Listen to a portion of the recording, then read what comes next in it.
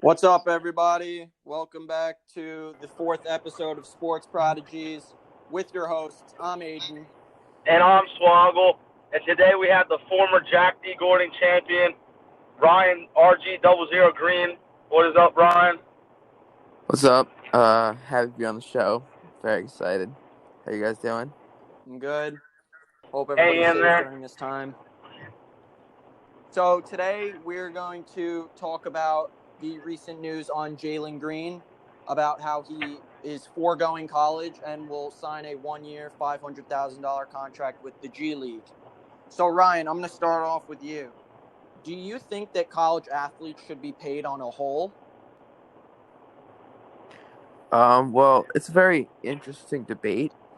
I think the problem is there's so many college athletes that if you say everyone has to get paid, then there's not going to be enough money to pay everyone. They're just like there just isn't going to be enough resources of money to get paid. But the top colleges, even though this probably isn't possible, it's in Kentucky or in both ends and Alabama for football, Clemson football, they should definitely get paid because they're performing for millions of fans all across the country. They compete in the best games, the best tournaments, the best whatever for the NCAA, and they don't get paid anything. So I do think athletes should get paid in college, and that's why you're seeing people like Jalen Green going straight to the G League to get money right away out of high school. Okay, Swoggle, what do you think? Yeah, here's my thing with this is obviously if you're going to pay one sport, you're going to have to pay every sport and every college athlete. So that's a problem in my book. The real problem is if you're going to pay college athletes, then you need to take away their scholarship. So if you're going to pay college athletes, I don't think they should have their scholarship because they're basically going to these colleges for free that other kids can be paying up to like $55,000 for. Yeah, I agree with you on that. I personally think if it was possible, which I don't think it is, you get paid on which sport you play. I feel like football teams get more revenue and more money put into them than, like, say, the swim team. But in the end of the day, that's not, like, you can't do Then we're that. going to get a whole other debate on why these girl sports are getting paid a lot less than men's sports. Yeah, like, we can't get into that. That's just never going to happen. But my next topic is, do you think, Swoggle, I'll start with you on this. Do you think that in the future we're going to see more and more kids go to the G League or go overseas? And do you think college basketball will be hurt by that? I definitely, well, you've seen it, you're starting to see it now that a lot of the top recruits are like going to the G League and some of them overseas. So yeah, I do think a lot of more recruits are going to start going that path. I do not like it that much, but I think that to answer your question, or the question is, there will be more players that are going to the professional route than college starting now. Yeah. That by Jalen Green being the number one player in the 2020 class, I feel like this has a lot more, effect on the rest of and the future of high school sports, just because, like, he's the best high school player in the country and he's deciding not to go to college. So, Ryan, what do you think on that? Well, definitely is big news, and Jalen Green definitely has a lot of influence, especially younger generations, younger players, like in the freshman, sophomore, junior high school players. But there definitely will be more people going to the G League, like or RJ Hampton and LaMelo Ball going overseas. But I still think the best way to get recognized is going to college because you're on the national stage. And I'm saying, like, getting recognized to go to the NBA. I still think going to Kentucky, going to Duke, going to those kind of places get you more attention, and playing in March Madness and getting, like, you see how when a college team is good and the best player is getting recognition, then they do well in the draft. But I mean, I think Jalen Green's still going to be a great player, and he's still going to get recognition because they say, if you're good enough, you get recognized. So there's an argument for both. But if I was in that position, I would definitely go to like a top college because I think that's the best way to get recognized. But I'm also not in these kids' families, So these kids want to make money right away. They don't want to waste a year. So they want to go to the G League. They want to make $500,000 right away, which is very fair for them to do, and I totally understand that. Yeah, but then there's some players who I feel like are going to end up going early who don't really belong in professional level right and away. then their growth gets done, and they'll never be the player that they will be. Yeah, a that they perfect could be. example of Correct. that is Jalen McHugh. He was committed to NC State. He obviously decommitted and went the G League route, but I don't know how many years later it is. I think 2, but he's still in the G League. He hasn't risen to the NBA yet, so that's just like a pure example of it. And something I want to say. What do you want to say, Ryan? Go on. Well, it's a perfect example, but I think that the big the drafts that happen in the NBA, they're drafting besides the first couple picks, which is like immediate impact players, like the first 3 picks this year were, averaging 15 points a game at least and getting, being the best player on their team. Besides that, these guys are drafting off potential, potential to be. So they say after a draft, you have to look 3 years after that to say whether that player is good or not. So going to the G League, these guys they need 3 years just to be able to play in the NBA and play at a high level and get to where they need to be. So the 3 years can be so hard for them, especially in the G League, playing against guys who are bigger, more athletic, more physical than them. And that's when you see someone like Jalen LeCue not be able to get out of the G League because I'm sure he, just wasn't ready. He needed a year in college, maybe even another year in college, and then he could have went to the pros. Yeah, I agree with you, Ryan. And I wanted to make a comment on what you were saying earlier. To be honest, if you think about it, coming out of high school, Zion Williamson was only known for his dunking ability. You'd see it all over social media, all these crazy dunks, but nobody really sat down and watched him play a game unless you pretty much lived in Spartansburg.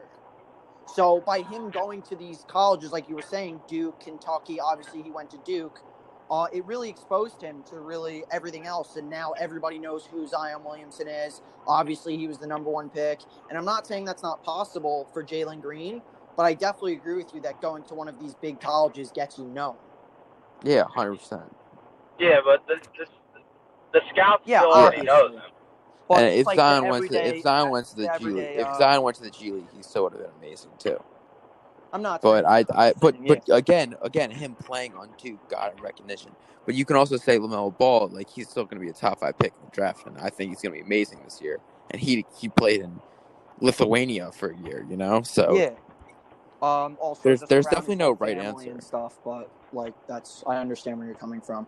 So the next topic I wanted to talk about is, do you think that the NBA should reopen the path from going from high school to the NBA? I don't know if you guys know Amoni Bates. Yeah. He pretty much won, I think, high school basketball player of the year, the Gatorade Award. It was the first ever time a sophomore won it. And he pretty much has openly said that if it's possible, he will go straight from high school to the NBA. Do you think they should do that, or these players should keep going around? I think the best route for high school players is to go a year college, and then if they're ready, then go one and done. Because I think way too many kids, even now with college basketball, the one and done rule, I think too many kids go after 1 year and then never gets the level that they could, and they get lost in the NBA. They go to the G League. I think one of the best example I have is Mal. I don't know. You probably don't know him because Malachi Richardson from Syracuse. Yeah, he played at Syracuse. Yeah, I know. I remember him in March Madness. So, when Syracuse won on their Final Four run, he killed it. He played amazing as a freshman. Absolutely killed. He played unreal against Virginia in the Elite 8 game. I think he had 28 or something. I'm just saying that. Mm-hmm. And he got drafted. So after the season, he decided to go to the league, and I I don't think he's not going to be that good. He's not ready yet. He needs another year or two in college to develop more, and then he could be still a late first round pick and be an impact player on a team. He got drafted like 16, 15 around there, and you never really heard of him. I think he's scrambling on the G League. He's on the Raptors for a little, on the bench, on the Kings. Never really got to where he could have been.